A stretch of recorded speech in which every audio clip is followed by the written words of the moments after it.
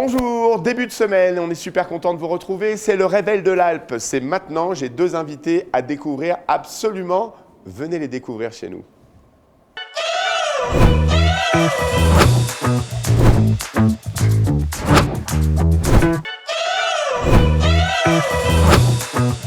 Allez, on est lundi et aujourd'hui je reçois Frédéric Bonvalet. Frédéric, bonjour. Bonjour Stéphane. Je suis super content de t'avoir ici. Alors Fred, c'est le grand patron de la gendarmerie ici. Ouais, tout à fait. Ouais. Alors vas-y, comment on dit? C'est quoi ton grade? Comment on dit? Comment on m'appelle? Ouais, comment on t'appelle? Si moi par exemple je te croise, enfin moi non, mais les gens qui travaillent avec toi, ils disent comment? Ils disent major. Généralement, en gendarmerie, effectivement, on s'appelle par nos grades. On est militaire et on s'appelle par nos grades. C'est assez simple. D'accord. Après, les gens à l'extérieur, que ce soit les élus, les civils ou qui que ce soit, eh ben, ils m'appellent parfois souvent monsieur le gendarme, on entend. Ouais. Ou monsieur, c'est bien. Ouais. Et puis après, les gens qui ne connaissent pas les grades, etc., ou qui me connaissent, c'est monsieur Bonvalet, c'est bien. Monsieur Bonvalet, ouais, c'est bien On aussi. est des hommes avant tout. Bah exactement, ça c'est, on va en parler en effet. Alors par exemple, major Voilà. on le sait là. Le galon est là. D'accord, Voilà. le galon c'est ça veut dire major. Ça correspond à major. D'accord. Bon, donc un métier, j'imagine, passionnant, qui demande aussi pas mal de mobilité. J'imagine tu as pas mal bougé dans ta vie. Alors oui, j'ai beaucoup bougé, c'est le métier qui veut ça, notamment en gendarmerie. Maintenant, on a la possibilité de commencer notre carrière en gendarmerie mobile. Parce que, bon, je ne sais pas si tu le sais Stéphane, mais en gendarmerie, il y a la gendarmerie départementale, oui, la nôtre, la les brigades. D'accord. La gendarmerie mobile, c'est l'équivalent des CRS, on fait les déplacements à l'étranger et les manifestations, D'accord. notamment, donc pour le maintien de l'ordre et le rétablissement de l'ordre. Et puis il y a la garde républicaine que tout le monde connaît, les gendarmes en région parisienne, ou à cheval ou à moto, ou notamment les escortes du Tour de France. Donc ça fait 3 grosses gendarmeries. Et donc au cours de notre carrière, on peut être amené à commencer par l'une et passer sur l'autre. Donc pour ma part. Mais il n'y a pas de hiérarchie en fait. Enfin, il n'y a pas l'une et plus. Du tout. Ils ont chacun leur domaine. Chacun choisit. Voilà, tout à fait. Et ça, c'est un choix ou est-ce que c'est en fonction de sortie des écoles, etc. C'est un choix au moment de la sortie d'école. En fait, il y a des places prévues sur une sortie d'école. On va dire sur une compagnie ou à peu près une centaine de gendarmes, de futurs gendarmes. Il y en a peut-être une petite dizaine qui peuvent aller en garde républicaine. Une grosse moitié, on a une cinquantaine qui pourraient aller en gendarmerie mobile et les autres en gendarmerie départementale. Et suivant son classement, ce qu'on espère, ce qu'on aspire, eh bien, on se donne les moyens en ayant un meilleur classement pour pouvoir choisir une des 3 armes de la gendarmerie. Ah, je rebondis sur le meilleur classement parce que je sais qu'il y a plein d'enfants qui nous regardent là en ce moment à la télé et qui se disent, ou qui disent à leurs parents, moi j'aime bien, je voudrais être gendarme, je voudrais être policier, je voudrais être gendarme. Et du coup, c'est le conseil qu'il faut leur donner parce que si on a envie d'aller un peu à l'endroit, il faut bien travailler à l'école en fait. C'est quoi le cursus d'un gendarme? Comment on fait? Alors le cursus d'un gendarme, alors oui, il faut toujours bien travailler. Pour entrer en gendarmerie maintenant, en gendarmerie départementale et pour être sous-officier, parce que nous sommes militaires, nous sommes sous-officiers, on va avoir le bac maintenant, il faut avoir le bac. Et puis ensuite, on fait un concours. D'accord. Il y a 1 ou 2 concours à l'année. Et une fois si on a réussi le concours, il y a des examens sportifs, des tests donc pour le concours. Et ensuite, on part en école pendant 1 an. Et ça, c'est filles-garçons? Filles-garçons. Hein, tout le monde peut suivre. Depuis de nombreuses décennies, on a des filles chez nous, qui, je dois le dire, sont payées exactement comme les gendarmes. comme les garçons, comme les hommes. Il y a une complète parité chez nous. Et effectivement, je sens une pointe de... Non, mais c'est comme ça, on en est fiers. D'accord. Maintenant, dans une brigade classique, une brigade de 20 gendarmes, maintenant, on a à peu près 5 ou 6 ou 7 filles. Et puis, effectivement, au niveau du salaire, au niveau de la carrière, ça ne change rien. Elles font leur carrière exactement comme nous.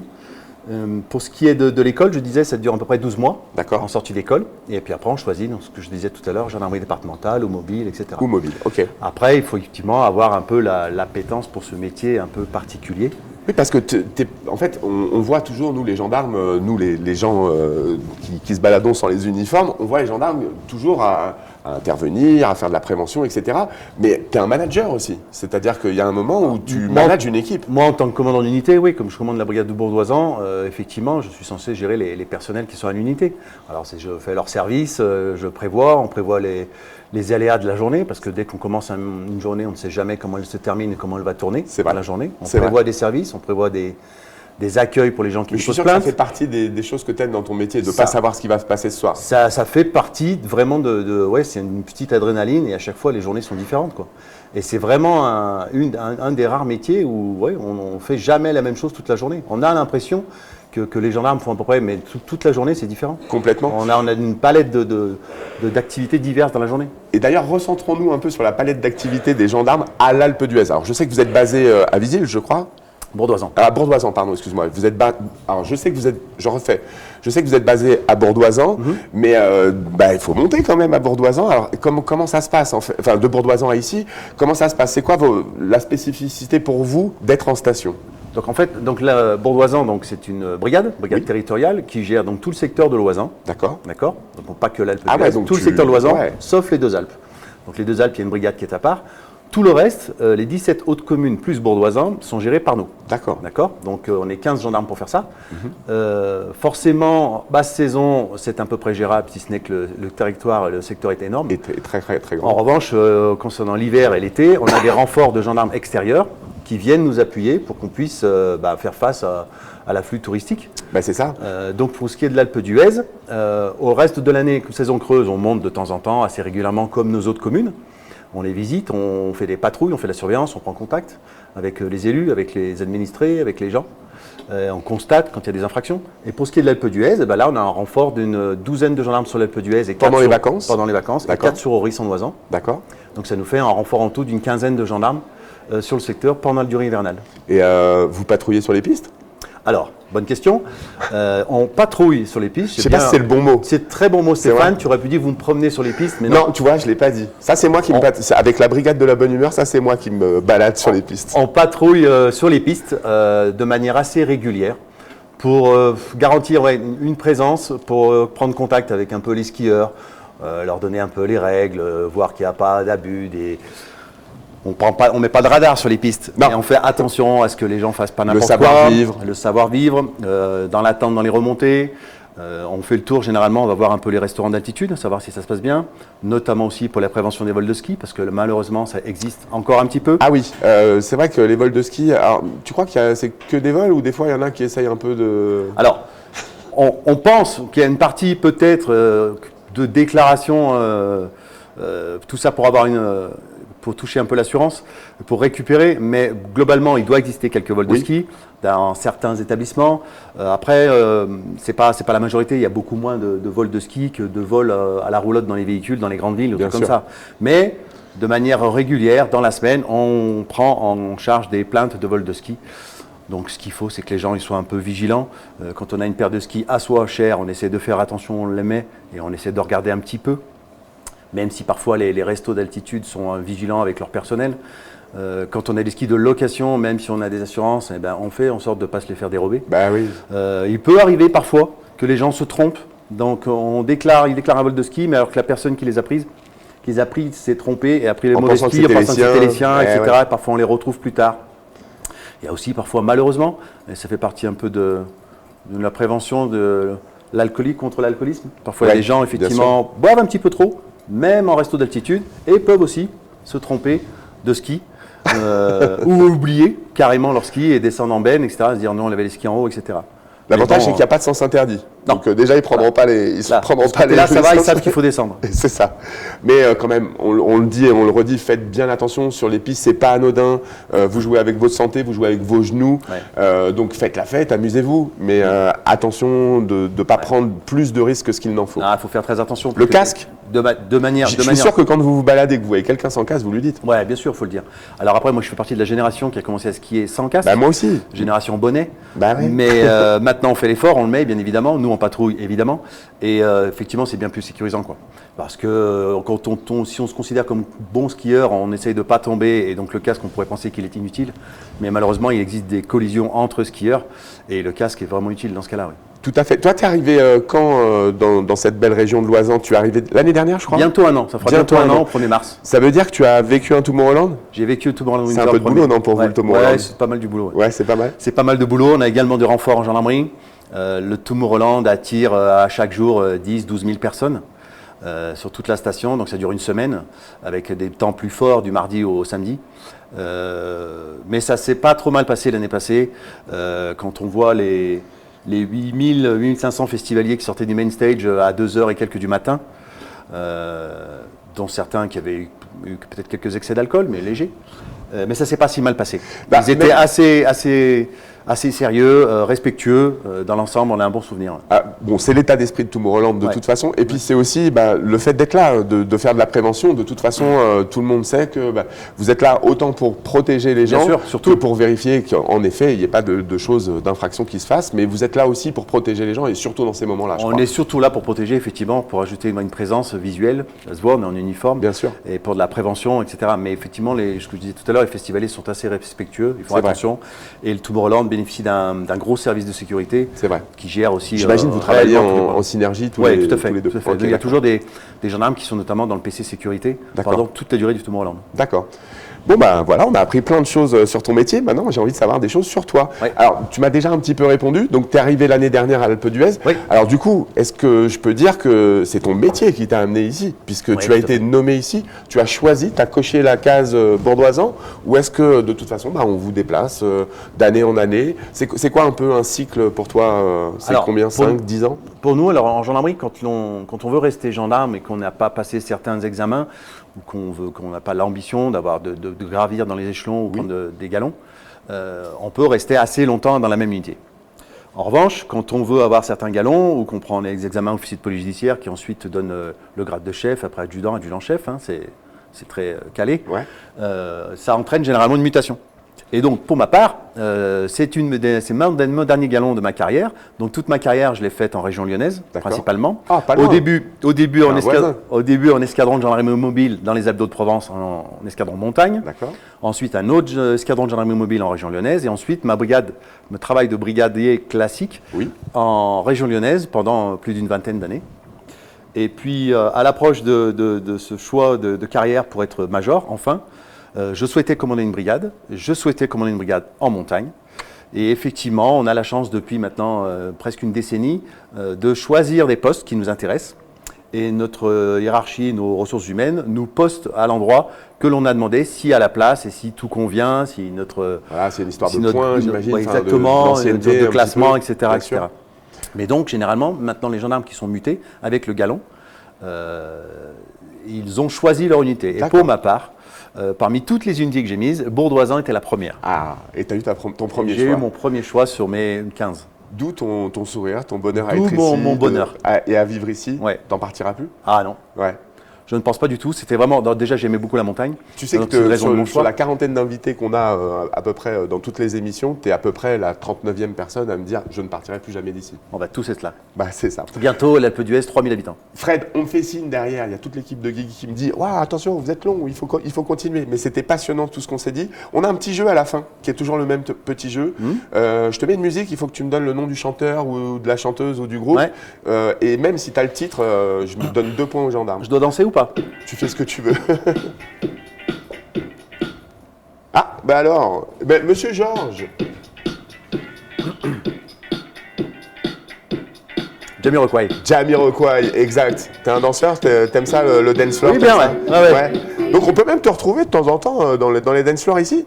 Alors, j'ai essayé de ne pas me coucher trop tard, mais effectivement, on peut me trouver aussi le soir. Et voilà. Quand j'ai du temps, quand je suis pas d'astreinte. C'est quoi, j'aime bien dire la vérité aux gens. Nous, on s'est rencontrés comme ça, on savait pas du tout ce qu'on faisait l'un comme boulot, et ça a été une chouette rencontre dès le départ. Je suis content de t'avoir reçu ici. Merci Steph. Salut Fred, à très bientôt. Plaisir. Au revoir aux gens. Tu me fais un petit coup de la bonne humeur soit avec vous? T'es OK? Allez, que la bonne humeur soit avec vous. Bonne journée.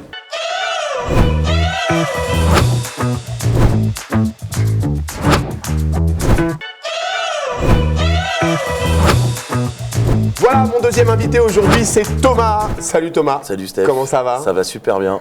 Je suis content de te trouver ici parce que à cette heure-là, réussir à avoir Thomas Moulin dans notre émission, c'est un vrai honneur parce que je sais que c'est pas vraiment ton heure. Normalement, à cette heure-là, tu fais quoi? 7h30, 8h moins le quart? Je m'endors. Tu t'endors? Normalement. Parce que c'est quoi ton métier, Thomas?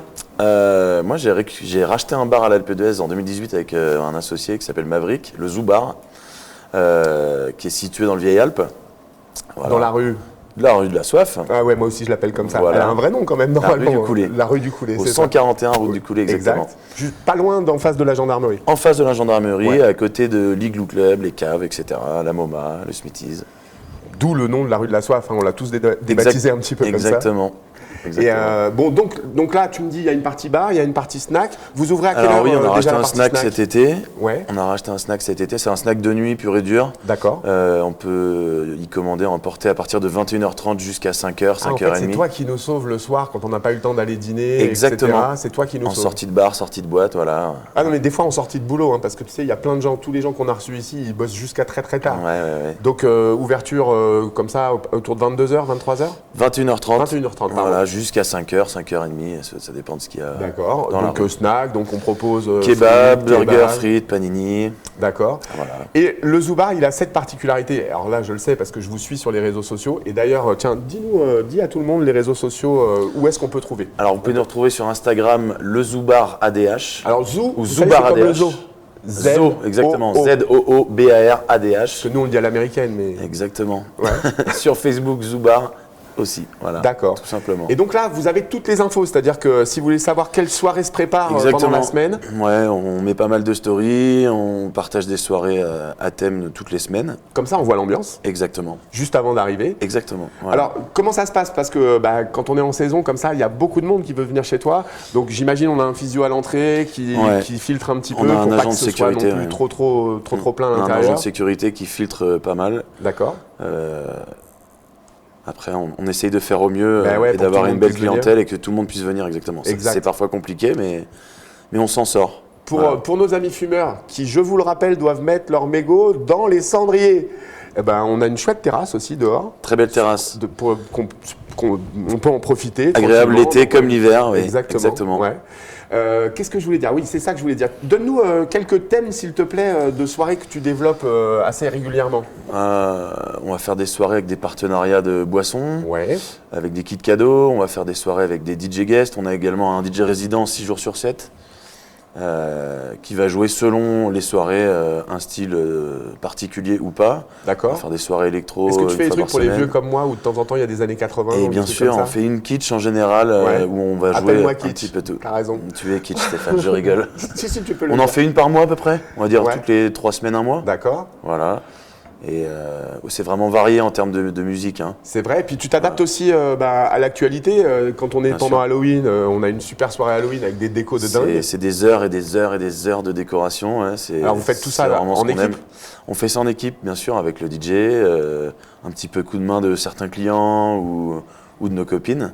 Ouais. Et là, c'est vrai qu'Halloween, c'est notre plus grosse soirée en termes de décoration et de temps passé pour la décoration. Donc là, vous êtes pendant les vacances de février, mais si vous avez l'occasion de passer pendant Halloween, venez parce que c'est vraiment une soirée d'exception. J'ai vu des images de dingue. C'est On peut les incroyable. retrouver sur les réseaux d'ailleurs. Hein. Bien T'as sûr. gardé, Ouais, t'as gardé bien tout sûr. ça. Il y a on les peut les photos retrouver. sur les réseaux. Alors Thomas, il est hyper humble parce que depuis tout à l'heure, il parle de son DJ, mon DJ si, j'invite des DJ machin. Alors toi, t'es un sacré DJ aussi.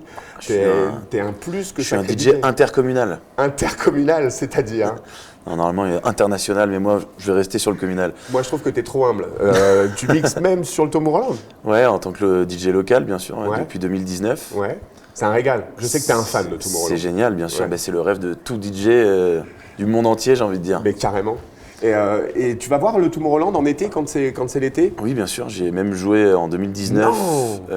à l'entrée du festival. Alors, on rappelle pour ceux qui ne savent pas, le Tomorrowland d'été, c'est en Belgique. Le vrai Tomorrowland, c'est en Belgique. Voilà. Le vrai. Le vrai de vrai. Ah, le non, c'est mais pas le vrai. le mot Tomorrowland, nous, c'est un d'accord. Tomorrowland Winter, édition hiver. I'm sorry, man. Donc voilà. Mais oui.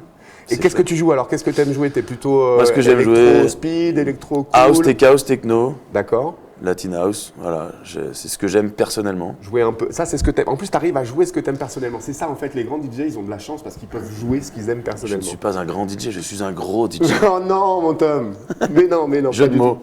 tout. C'est vrai, pas mal.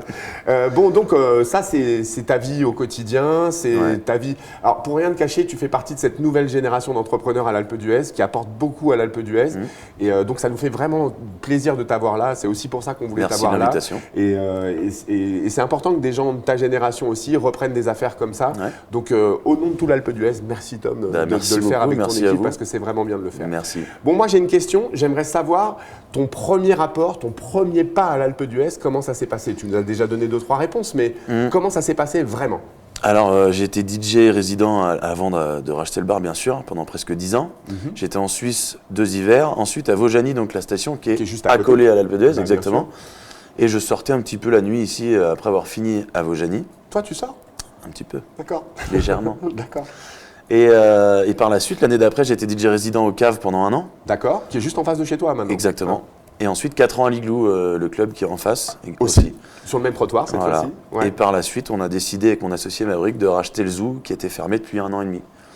Voilà, et c'est parti comme ça d'une rencontre. On s'est rencontrés à l'Igloo et on a discuté de ça et on a foncé. Et tous les deux, vous avez investi, vous avez maintenant, mis on est très tous vos heureux sous- tous vos sous Corps dedans. et âme surtout. Et ouais, parce que je peux vous dire que pour les Mais, voir, ils se baladent, parce que c'est vrai qu'ils se couchent très tard, mais ils se lèvent aussitôt parce que ça demande de la préparation, il y a toutes Bien les sûr. commandes à gérer, il y a Bien tout sûr, le bien réassort sûr. à gérer. Et ça, c'est vous qui le faites aussi. Ouais, D'accord. on fait tout. Tiens, en parlant des caves, on a reçu Jade Bien sûr, la ouais, j'ai dernière vu, fois. j'ai vu. Tu l'as vu? Oui, j'ai Ah, vu. c'est bien, j'espère qu'elle te regardera aussi.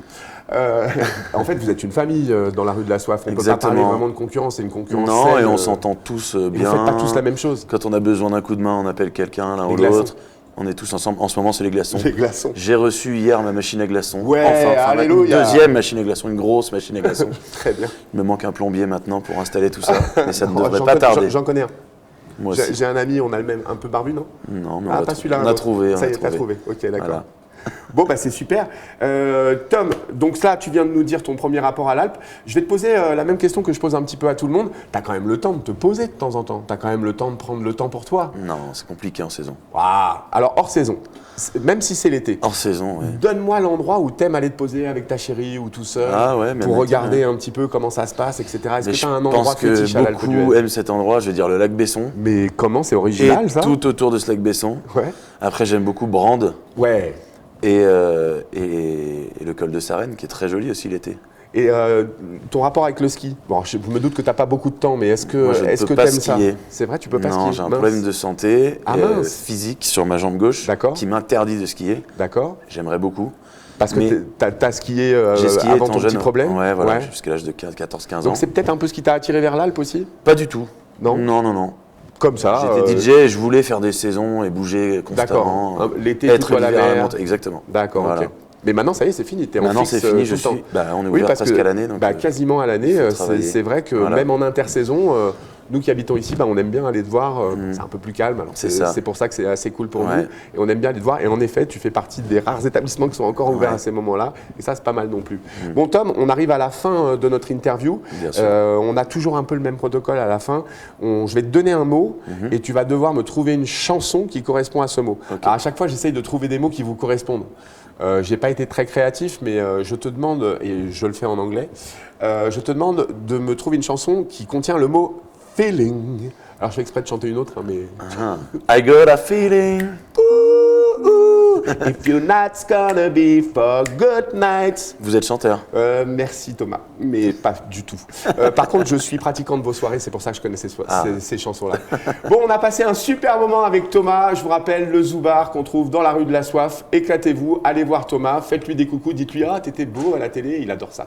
Hein, ouais, t'adores ça. Et puis on va dire au revoir après aux gens qui sont juste cette là. petite caméra. Ouais, et puis on va dire que la bonne humeur soit avec vous. Mais avant, je t'offre le fameux bracelet de la bonne humeur. Je vois que j'ai de la concurrence, mais enfin bon. Non, mais je n'avais pas le bracelet Tu n'avais de pas la bonne l'officiel. humeur. Voilà. Avec ce bracelet, soyez de bonne humeur. Hein. Si jamais vous allez au Zoubar qui n'a pas ce bracelet, appelez-moi. Je le garde. Merci Tom, ça me fait vraiment plaisir. T'es prêt? Donc que la bonne humeur soit avec vous. 1, 2, 3. Que la bonne humeur soit avec vous et bonne journée. C'était Thomas du Zoubar. Ciao les gens.